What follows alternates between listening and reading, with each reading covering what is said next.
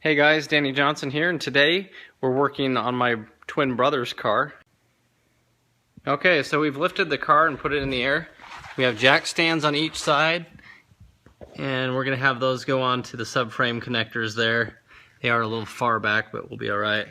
And we just lifted with the jack right on the K-member, so we could do it both at the same time. Can save you a little time, but just make sure you don't hit your oil pan when lifting that way. While the car's still on the ground, go ahead and take your socket. In this case it's a 19mm, but these are aftermarket studs, I believe, or at least nuts. So go ahead and break all of these loose, just a half or a full rotation, just so that they're loose, and when you lift the car off the ground the wheel won't spin.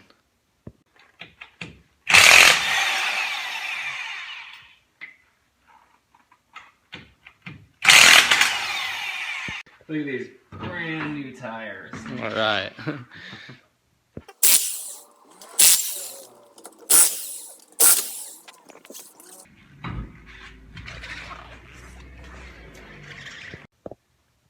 So when breaking this top bolt loose on the very center, the problem is the whole strut will spin. So there's a notch in the top of it, and what you can do is get a screwdriver and lock it in place, and then it's 21mm is basically the size on this. If you don't have that, you could try to find a big wrench like this. However, we're going to go with a different approach since we have an impact. We're just going to go ahead and put our 21mm on there, and as you hit it with an impact, it spins fast enough that the strut usually just stays in place. So next we're going to position the jack under the control arm to support it, and then we're going to go ahead and take off the top strut bolt. So the key to this is to do small jolts. There you go. And it'll come right out. Okay, so now we're going to go in and follow the strut here down, and you'll see that there's a bracket bolt that's a 24mm. Once we take that off and remove the bracket, then we can take the other nuts off that are actually holding the strut to the whole wheel hub assembly.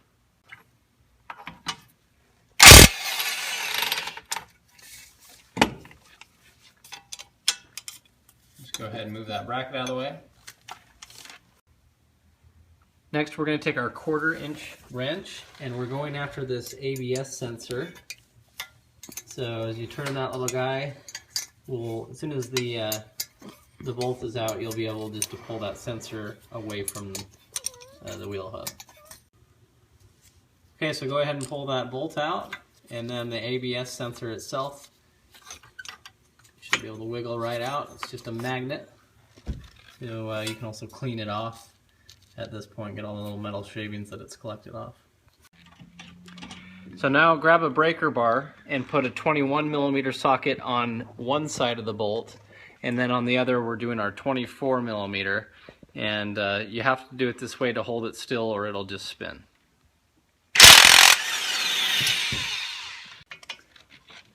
And you can lift and lower the jack in order to get that. There we go. So lifted the jack just slightly and you're able to slide those right out. So now we're just going down to the bottom bolt, 24 on this side, 21 on this side, and just the way it worked out with clearance, we're putting the impact on the other side, but same thing.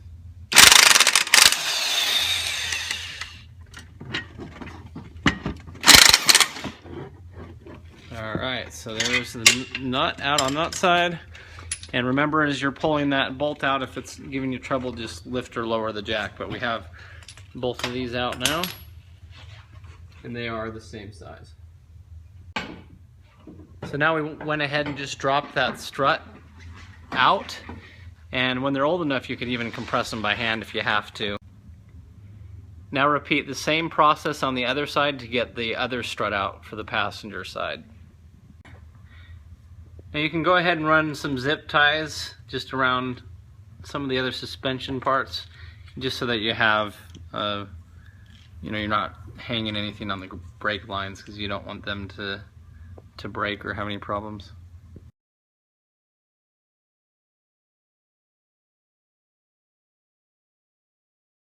So starting from the top, this was the first nut that we took off. And so that is something you will reuse. In our case, we'll have new hardware with the new strut, but that would be a piece you reuse. This next piece, and this one right here,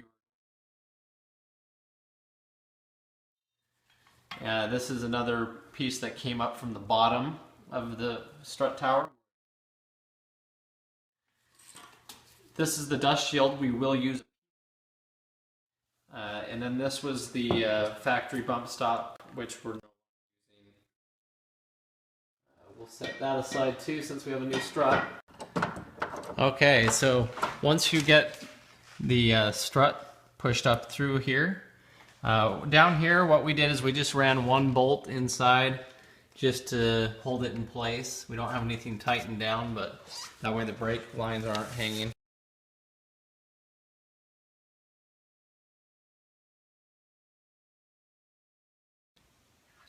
So the key to this is to do small jolts.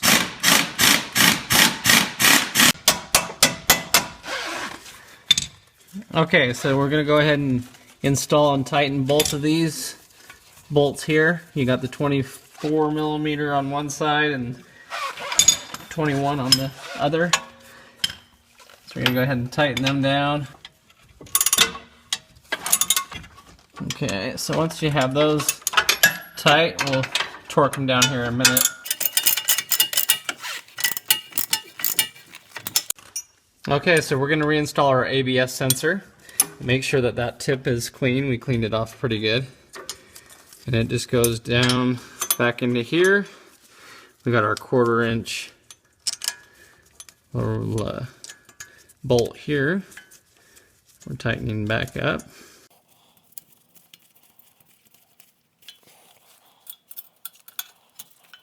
1/4 inch wrench. We just finished tightening that ABS sensor. Now we have our bracket to reinstall here, and it just goes over these two. We have our 24 millimeter nut here that goes on the very end to keep the bracket on. It's really just the same as the way we took it off. You go ahead and tighten that.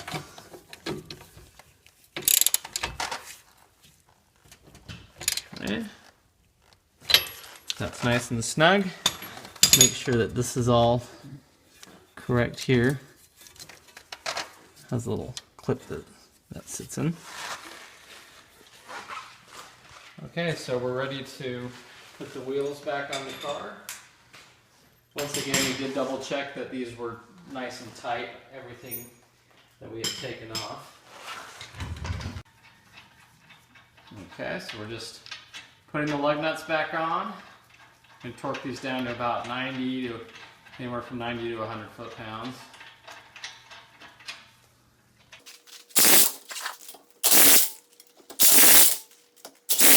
Okay, just want to use the star pattern as you cross over.